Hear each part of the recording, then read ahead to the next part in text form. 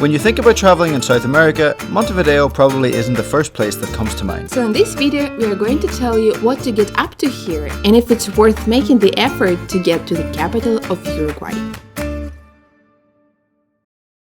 We are Mark and Asa and we are currently traveling through South America. After exploring the hidden gem of Argentina and staying in Buenos Aires for the epic World Cup final and homecoming, it was time for us to make our way to Montevideo. The most likely scenario is that you're going to be coming here from Buenos Aires as well. The cheapest way to travel from the Argentinian capital is to take the Colonial Express ferry. This ferry will take you across the river to a small Uruguayan town called Colonia and then transport you via bus to Montevideo. The ferry bus combo will cost you about €28 per person one way with the blue dollar rate that we talked about in our previous video.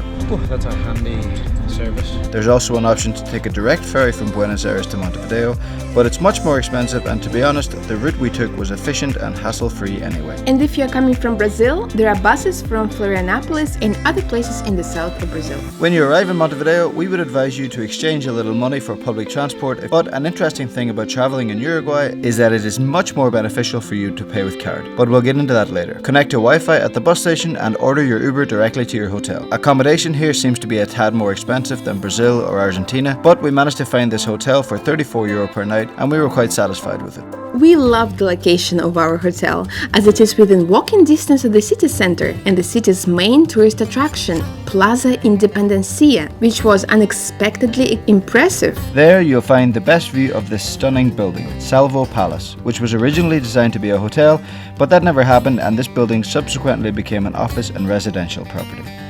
It's a really nice place to take a walk around, and this is leaving a great first impression of Montevideo so far. After a beautiful sunset that painted the building with beautiful glow, we had a stroll around the city center and we found it quite cozy.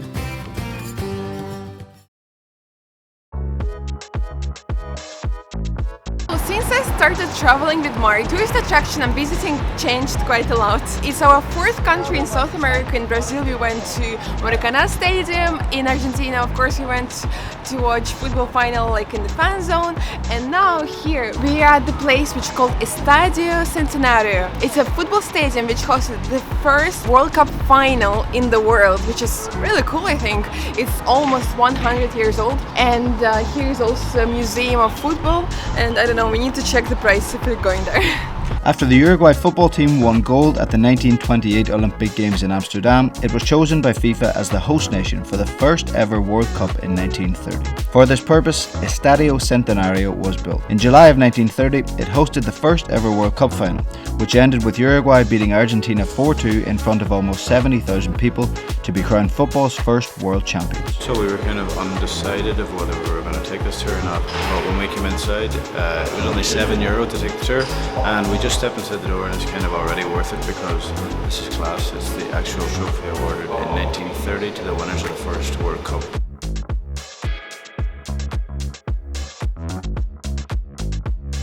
This is pretty incredible. I wasn't really expecting to feel as much history here. Nearly 100 years ago it was when almost 70,000 people packed in here for pretty much the birth of football as we know it now. In that match it was Uruguay against Argentina, and they actually had a disagreement before the match as to who would provide the ball, and eventually they agreed that Argentina would have to provide it for the first half and Uruguay would provide it for the second half, so it just shows how far football has come. Uruguay won that match 4-2 and kick-started the FIFA World Cup, so yeah, an amazing piece of history, so cool. €7, definitely if you're in Montevideo, this is top of the list. When you visit the stadium, you might as well take a short stroll down to the beach that is considered to be the best in Montevideo. If you look at the map, you might think it is ocean, but it's actually still on the river called Rio Plata that separates Uruguay and Argentina. You won't find endless blue water. The color of the water is actually quite brown, so people don't really swim here, but it is a popular spot to sunbathe. Unfortunately for us, we aren't the biggest fans of sunbathing, but we did enjoy the walk along the promenade before making our way back for lunch. To get back, we took a bus that cost us around 50 pesos each, and just like that, we were back in the city's central hub. One thing about Montevideo that we weren't really expecting before we came here, that it's actually quite expensive. You can definitely find affordable accommodation, and taxis and Ubers are still pretty cheap, but when it comes to finding good food at good value, it's a bit of a challenge. The first day we were here, we were just walking around and we just went into this random restaurant along our street, It was nothing special, kind of shabby, looked a bit run down, and we looked at the menu and the cheapest thing on there was chicken and chips for €15. To be honest, that day we ended up going to McDonald's because at least we knew McDonald's was going to be reliable, and we just weren't bothered spending €15 on just a bland chicken and chips. Basically, the price of food here is similar to what it would be back home in Ireland. The only difference is that back home in Ireland you'd be in a nice cozy restaurant or a bar with good service, and the food would be filling and served with sides and sauces and all. Here we just felt like we were kind of overpaying for a bland meal in a bland setting, so not overly impressed with the food here.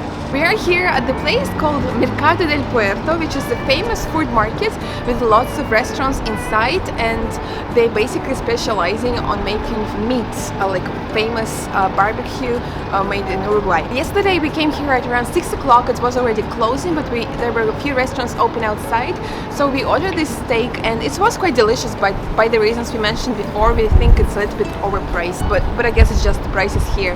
Today we came here and it was very busy, and there is no street food or anything, just the restaurants with the same food.